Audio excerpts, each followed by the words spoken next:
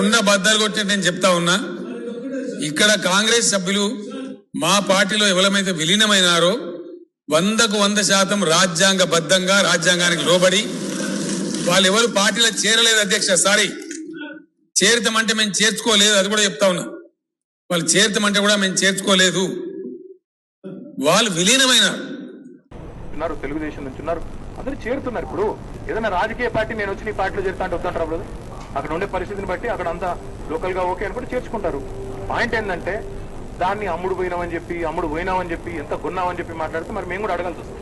Station Ghanpur నియోజకవర్గంలో ఉప ఎన్నికలు తప్పవన్నారు కేసీఆర్. తాటికొండ రాజయ్య ఎమ్మెల్యేగా గెలవడం ఖాయమన్నారు. ఈ సందర్భంగా మనోజ్ రెడ్డికి కేసీఆర్ ధైర్యం చెప్పారు. అందుకే మా సోదరులు ఖైరతాబాద్ లో ఉండే నాయకులు కార్యకర్తలకు ఉన్న విజ్ఞప్తి, ఇక్కడ ఉప ఎన్నిక రాబోతా ఉన్నది. 3-4 నెలలనే ఉప ఎన్నిక వస్తున్నది, దానికి కూడా తయారు కావాలి.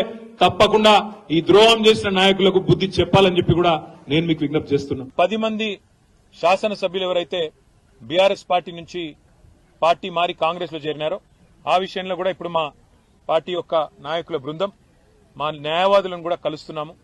కలిసి దీన్ని ఇంకా స్పీడప్ చేయడానికి ఏం మార్గాలు ఉన్నాయి, ఏ రకంగా ఈ పార్టీ మారిన వారి మీద వేటు పడాలి, ఉప ఎన్నికలు రావాలని ప్రజలు కోరుకుంటున్నారు.